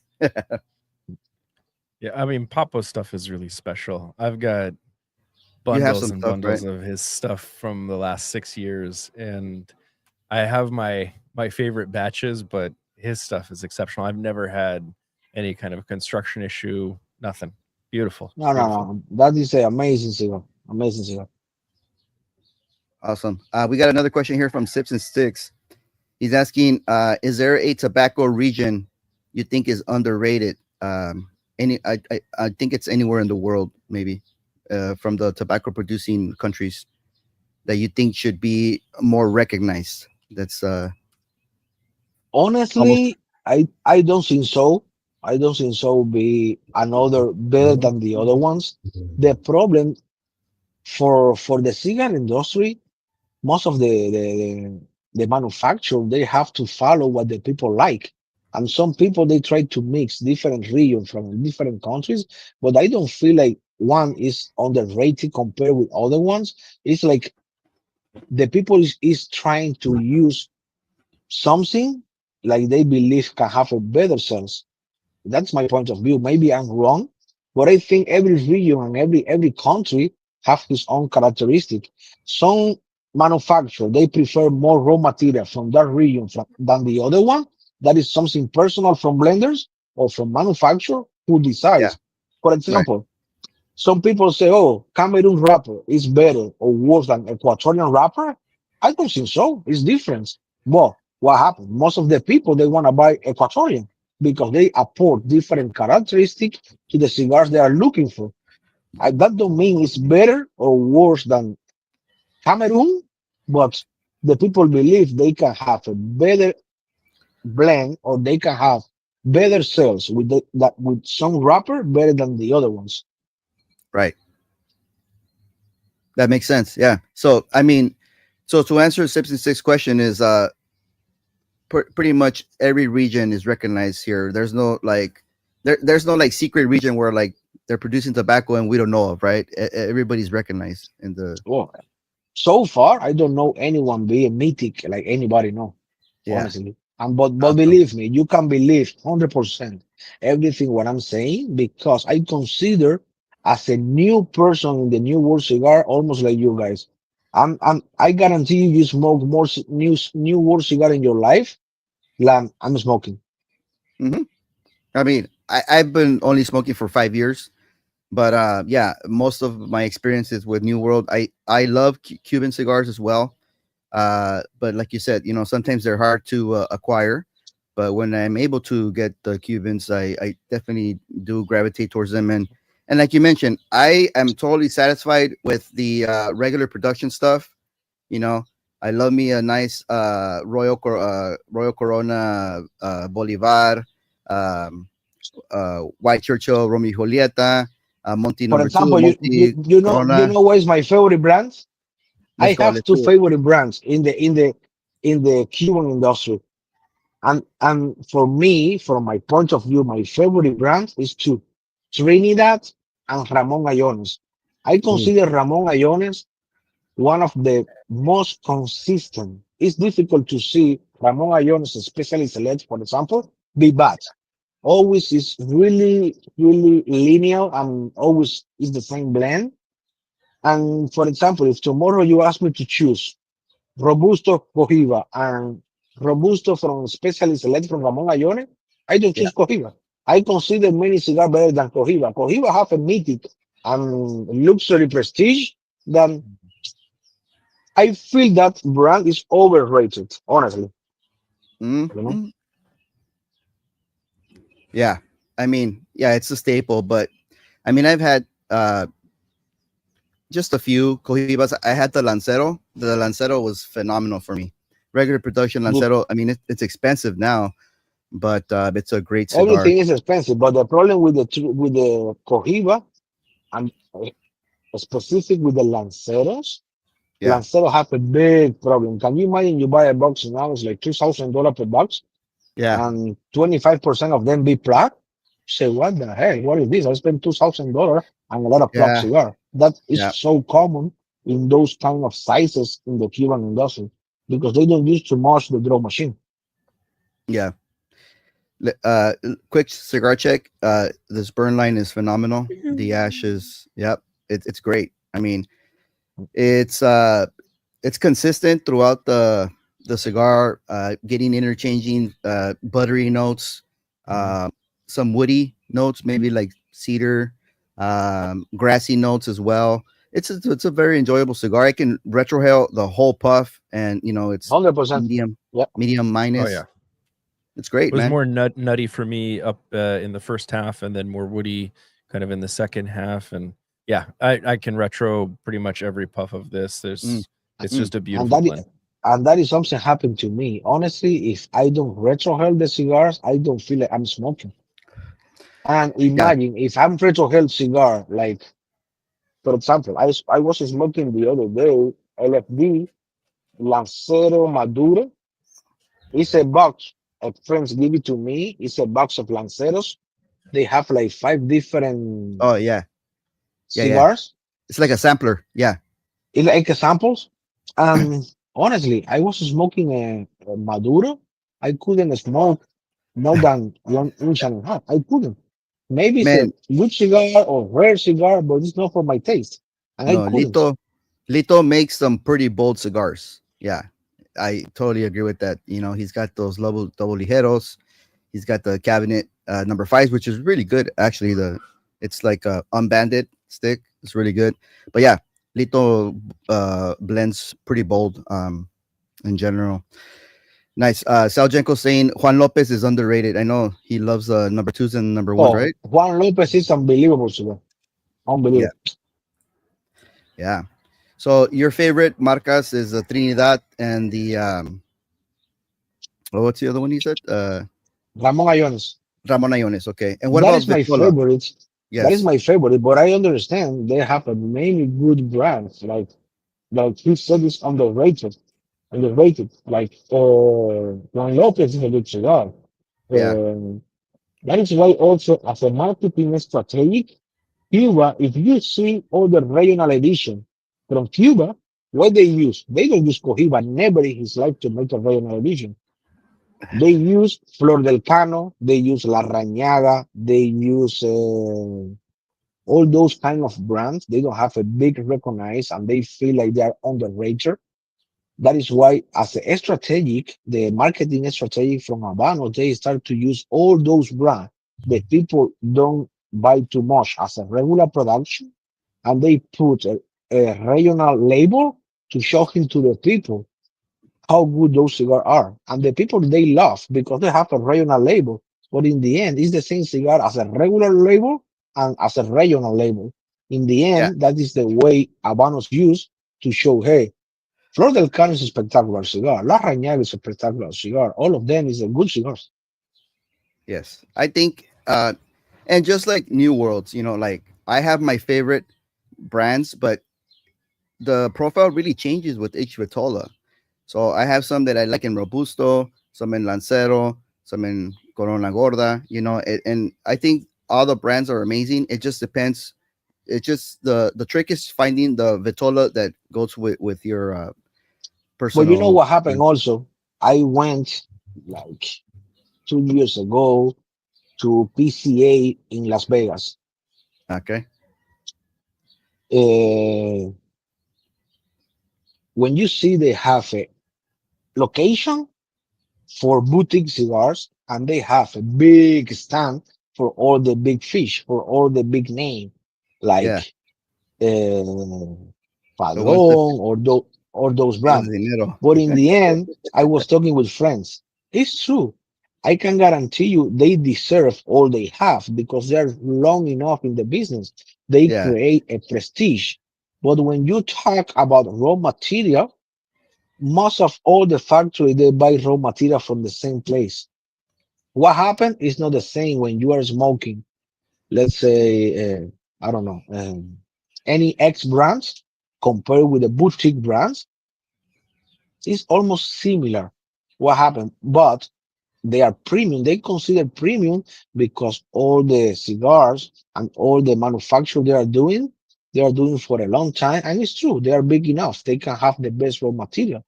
But for example, for me, when we buy raw material, we are trying to get as better as we can. Now the wrapper is crazy. Now we're paying for wrapper almost $30 per pound. Can you imagine $30 per pound with a wrapper? It's crazy. When I started this business as a manufacturer almost 5 years ago, Yeah. the price of the wrapper was like $15.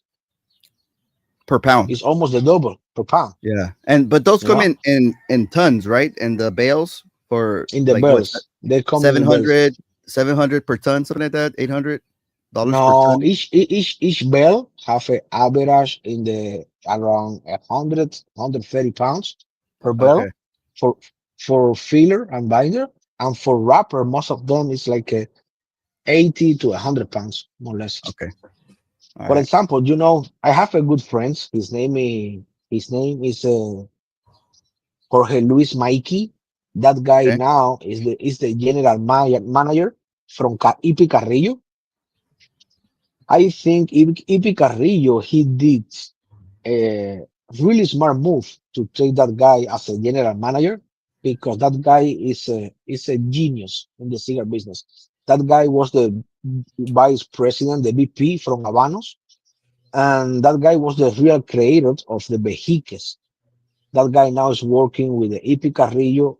Normally, I don't smoke too much Epic Carrillo. I tried one or two. Yeah. I'm waiting to see what new Epic Carrillo Mikey is blending because I can guarantee you have to be good. Because And my that guy is really good blender. did he blend the new Cameroon Mirafell? I don't know. I don't Oh, know. I can that's the ask new him. I that's the I newest one. know I know he blend the 15th anniversary from Epic Carrillo Okay. and was a really good blend. Awesome. Uh, Carpi here is asking. He has a Juan Lopez. Would you recommend smoking it in the morning or in the afternoon? Yeah. Uh, Carpi, honestly, to give you an answer, I'm not an early smoker.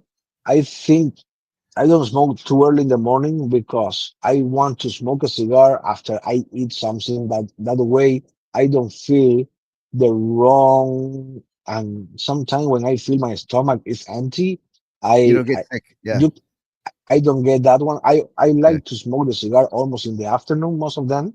Okay. And normally in the morning, I'm smoking a cigar. Normally, I don't care. Like it's something for like addiction. I want to smoke my cigars. I want to continue making my job, and I don't pay attention to the cigar. But when you want Okay. to smoke a cigar like those Juan Lopez, it's something they deserve. To take your time, you'll be Yeah. relaxed. Maybe you Yes. can pair it with something, but something you say, okay, let me have a seat, let me enjoy. Most of the Yeah. cigar I enjoy in the afternoon or at night when I have enough time to like to talk with the cigar to say, let me see Yeah. what you are doing. Let me see how. Yes. That is why also I have a friends. Most of the time they was talking to me. They say, hey, what do you think about cigar? I said, guys, every single manufacturer, when you go to any of those convention centers, everybody said I have the best cigars. That is why I say to the people, everybody wanna sell, everybody wanna make business, everybody wanna see his product have enough recognition. But I say to everybody, I don't consider one is better than the other one. I only let him the cigar speak by himself, you Of know? course. Because Yeah. if you ask me, I will say I have the best cigar in the world. If you asking another manufacturer, they will say the same things. That is why don't trust in Yeah. any of those marketing. Let the cigar speak by itself and forget about prices. It's cheaper, expensive. That is why if you read my boxes Yes. I make, I put the best cigar is not the most expensive. It's the cigar you share and enjoy with friends. And it's true Absolutely. That's the best because cigar. I smoke cigar for $300, $500 per stick, and sometimes I enjoy less than smoking the cigar Carpi have, the Juan Lopez number two. I enjoy with good friends and night conversation, and believe me, I enjoy that cigar even better than those expensive cigars. That Oh, is I've the seen cigar it. is I've seen it firsthand, man. So to answer Carpy's question, Alex prefers to smoke in the evening, yeah. to have time to dedicate the time to the cigar. I personally would smoke that cigar first thing in the morning because, to me, the Cuban cigars are very delicate, very nuanced. So I want to have a clean palate. So I'll smoke it first thing in the morning. I usually have like a toast and maybe orange juice or some oatmeal, like a viejito, old man. Uh, which is what I did today. And now having my coffee with the cigar, it's phenomenal. Like I don't get no nicotine sickness, and Carpi has a lot of experience with smoking cigars. So, uh, um, yeah. And what about you, Steven? It's so if it's a number two, it's not just because I know he just released his Glez series. It's not light on that level. Yeah. The number two is like a more oaky profile. It is a nice one to pair. So for those that drink alcohol, it pairs with a nice oaky bourbon really well. But you could totally have it in the morning with the coffee. It's an either or kind of a thing. It's not an overly strong profile that you have to say, oh, it has to be kind of after your big dinner meal or something. You could do it either way. But for me, oak was kind of the note that is on the Yeah. forefront, and it's not the lighter of the Cuban profiles. It's kind of in the middle. It's a medium for Yeah. Cuba. And I would say that most that that, importantly, that, that, that is something about perception. Because can you imagine if you wake up at 9 in the morning, you are drinking a bourbon with a cigar? Right. That is something. That's a Okay, if different, you smoke, a different kind of vacation. if you smoke a cigar a day and you don't want to have that thickness of nicotine, okay, I understand smoking that cigar in the morning to have a clean taste. But yes. can you imagine, okay, if you smoke one, two cigars, don't make a difference if you smoke in the afternoon because you will have enough time Yeah. to clean your taste. But if this cigars is really creamy, this cigar we're smoking now is really smooth. But Really. anyway, if I have to drink this 8 in the morning with a bourbon, you will kill me. You know Exactly. that is But I think it's the Juan Lopez blend is a flexible blend. So if he it's wanted to true. have it in the morning, he could totally enjoy it in the morning. But in the evening, it's not so light that you would say Yeah. that, oh, I can't enjoy it after a meal. Yeah. And I think It's most true. importantly, don't smoke don't be your second cigar. Make it the first cigar of the day, probably, right? Mhm. And I think, I mean, to really enjoy it. That's my humble opinion. Awesome, Alex. So you're saying you're in the business, in your own personal business, making your own cigars for 5 years now. 5 years, is that Yeah, what you yeah, nice. yeah. So COVID, W- since COVID. No, we start the factory. This project we start because what's fun. I have a friend, the Korean friend. His name is Roy Kwon. Is one of our partner. In Yes. 2017, he go to Cuba and what's funny. He said, "Hey Alex, I want to make a cigar line. I want to make a cigar business." I said, "Okay." He want me to be part of the business, and I say, "Okay." Let me go to Nicaragua. Let me see what I can do for you because honestly, it's something new. I don't know nothing about non-Cuban. I went, blah, blah. And we start manufacture, really, really small factory. That factory starts only like nothing, was like maybe 8 employee, nothing.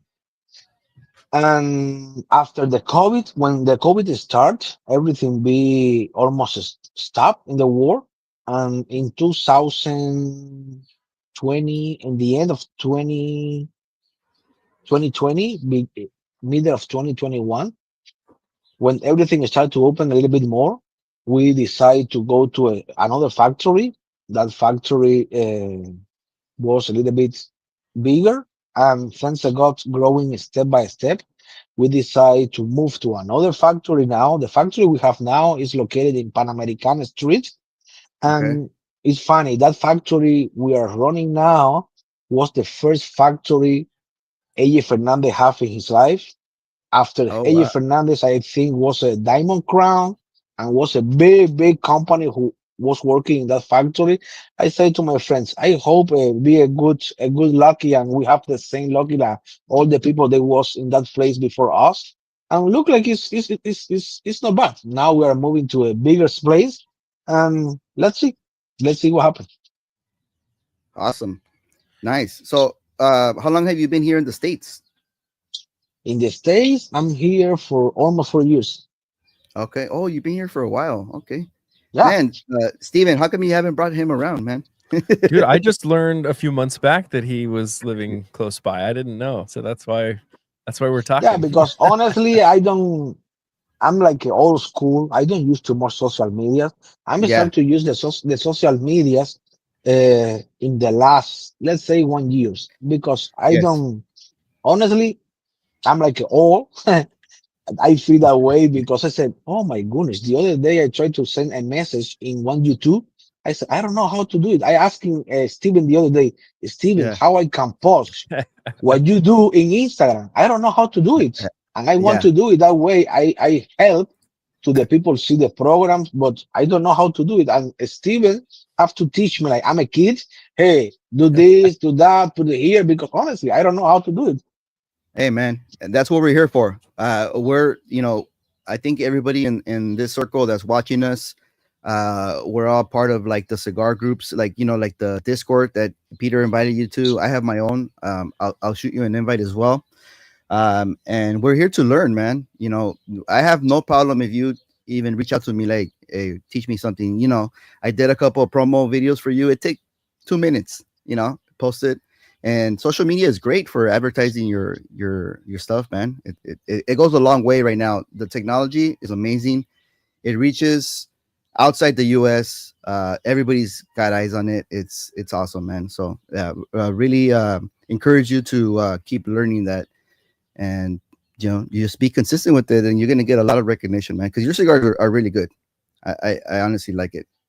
It fits my palate very well. Same. So if somebody asked you, okay, I've got somebody who's new to cigars, which size and line of your cigars do you say this is going to be your first one because I want to make you fall in love with cigars? What happened? The first experience in the in the cigar industry in general, when you are a beginner and you wanna smoke, is so important. Which cigar is your first Yeah. experience because that Yes. makes you feel in love and smoke cigar for all your life. Or the positive, that bad experience can let you don't smoke more cigar in your life, you know. And if you have Totally to agree with that. choose a cigar from my line, the print size, the Robusto we're smoking now, this is a perfect cigar to smoke for a beginners. Awesome. And because it's a cigars you can smoke, you can enjoy. It's not a cigar like it's really strong. It's not a cigar you will. It's okay when you are a beginner. Most of the people smoke cigarette or smoke weed, and they have bad habits, and they want to inhale. Yeah, it's true. And this one, okay, if they inhale or if they retrohale, or okay, maybe it's easier to pass than if you smoke something like LFD, for example. All right. If Yeah. your first experience is something really strong, oh my goodness, I think you don't want to smoke more cigar in your life. Yeah, definitely. Yeah. It's like those people that, I've had numerous occasions where I'm like somewhere and I offer somebody tequila or bourbon. It's like, oh no, man, I had a bad experience with tequila. Why? Because they got super drunk with tequila and they were vomiting, right? It was too strong for them. And now they can't even taste the smell of tequila. So I totally agree with you. You have to start with a nice balanced profile, which this is very balanced, very approachable, and it's going to be a great experience for you. And the thing about inhaling, 100% of the time, people have asked me that are cigar smokers or even like vape. They use the vape, right? First thing they want to do, they always do it, man. They inhale the first puff. Even I tell them, don't inhale, don't inhale, don't inhale. The first thing they do, they're choking and this and that. But it's hard because they're used to, taking the draw and then just taking it in, and it takes practice to get out of that habit. So Nice, nice. So my other kind of favorite question is the desert island cigar question. One cigar, rest of your life on a desert island. What do you choose? Can you repeat, please? Because I received a phone call. That is why I don't hear you. That's okay. So one of my other favorite questions to ask is, you're on a desert island. What is the cigar? You can only have one cigar for the rest of your life. What do you take with you? What's your one Any cigar on the cigar desert island? or Any cigar, any, anything you want. well, if I have to choose a cigar, I will smoke for the rest of my life because it's the size I love, and I will choose the Trinidad Fundadores. Okay. That is a yeah, really I love that ring gauge because I feel giving enough complexity to the tobacco because you don't have too much filler, too much binder, and everything is I love that size. That is my favorite size in any brands. Like a Monte Cristo number one, number two. I love those sizes. 38, 40 ring gauge, 42. I love those old school sizes. And if I have to choose one, it will be a Fundadores. oh It's a my good god, Fundadores choice. is a wonderful cigar. that's is that like a lancero, maybe? Yeah, right? Yeah, Or it's exactly the lancero? same the Lancero, but instead to be 38 ring gauge, it's 40. 40 and a little bit longer, right? Like 7 and something, or No, it's exactly the same size, okay, 192. millimeter. Yeah. Awesome. Yeah. Yeah. A You little know extra why the room for Lance that cycle. you know why the Lanceros? That is something maybe many of the people is looking the video, they don't know. You know why the Cohiba Lancero is 38 ring gauge and 192? The answer is because 38 years old was the age of Fidel Castro when he started to smoke those cigars, and 192 is the size of the Fidel. 192, 1.92 meters. Yeah, Okay. Wow. that is his One size. 1.92 meter was his height, right?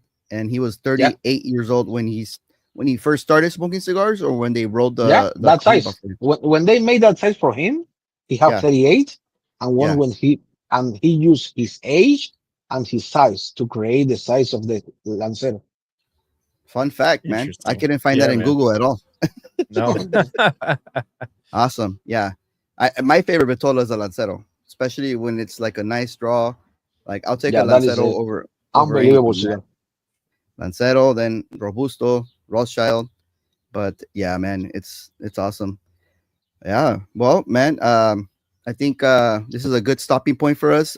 We want to continue, maybe save something for episode numero dos because we Okay, had we great can do it. conversations. And I want to thank both of you guys, to Steven and for you, Hugo. Thank you so much to invitation to talk with you. I really enjoy. We're almost talking for 2 hours. I forgot I Yeah. have a meeting now in almost Okay. 20 minutes. I All forgot. right. But thank you so much for the opportunity to be here in the social medias. It's almost new for me. And thank you. And honestly, I'm doing something I really enjoy. I'm doing something is a pleasure for me. And I hope I only asking for the customer, for the people to give us the opportunity and smoke these cigars. That is something we put a lot of passion, and we honestly try to find the best raw material we have in our hands to create and to bring this opportunity to the people. And I think we are doing a good job. Yeah. And thank you again for choose AG Cigars and smoke what we are doing. Yeah. No, great. I Thank see you I see a for. message. I think they're from Sal. Oh yeah, Sal. He said he has Sal. He's great, man. He's like one of the most kind persons in our circle. He's a very experienced cigar smoker, smoking for what 30 plus years, and he's always, every time we have a meetup, which he also actually he invited us to his cigar lounge. I don't know if you're available tonight. No, it's tonight's taken. Okay, yeah, maybe Alex. I don't know if you have time tonight. He invited us No, to his downtown. this weekend I'm for the next week I'm available. I know many people go to the King Lounge. I have a good relationship with Mike, Okay, yeah, and I unfortunately I have to go. I promised you to go to the King Lounge. I never went there. okay. Yeah, we can plan in something and we can smoke. Yes, yes, yes. No, and Sounds good. and thank you for sacrificing and waking up early for us and smoking a cigar with us because you know I know that like you said you're not used to doing it, but for me it's normal. I'm here every Friday smoking a cigar, talking nonsense, and sometimes Steven joins me, which is awesome. But thank you guys for joining. Steven, do you want to plug anything in? Anything you got coming up? I got a bunch of the year of the snake stuff coming out, and Zodiac? the London tour will be coming out in the next couple weeks. So got a Awesome. bunch of I'm stuff, excited for that one. and we'll Well, do what's some really live bad stuff. is Steven, you don't meet I know. It won't AJ be my last Patel. trip. It won't That be my guy is last trip. really connoisseur. I have a lot of those friends in Sakahian, Art Club, Cabinet Six. All those guys are there for a long time in the cigar industry. They are so connoisseur. Also, Yeah. the Mitchell Ocean, all of them in England. They are spectacular people. They are amazing guys and so much knowledge inside those lounges. Yeah, I I'll hit bet, you up man. next time I'm going. But the last thing to plug is I will be doing a lot of lives from PCA. So if anybody's interested what the trade show looks like, you can see my lives. That's awesome. Hell yeah. And that's next weekend? It's the 11th through the 14th of April. Okay, of April. Okay, so all coming up. Yeah, for me, I have tomorrow I'm dropping the Plasencia Reserva Original Cortez, which, spoiler alert, love that cigar. Very good cigar. And yeah, thanks for tuning in. Thank you, Alex. Don't leave. We're gonna Thank you, meet Alex. backstage for a bit, okay? Okay, Everybody guys. else, have a great rest of your day. Let me see if how could I get out of here. Thanks for tuning in today. Hope you had some fun and smoked a great cigar. Let's keep the good vibes going all weekend long. HugoSmokes is out, gonna let the day begin. Don't forget to sub and like to always bring you cheer.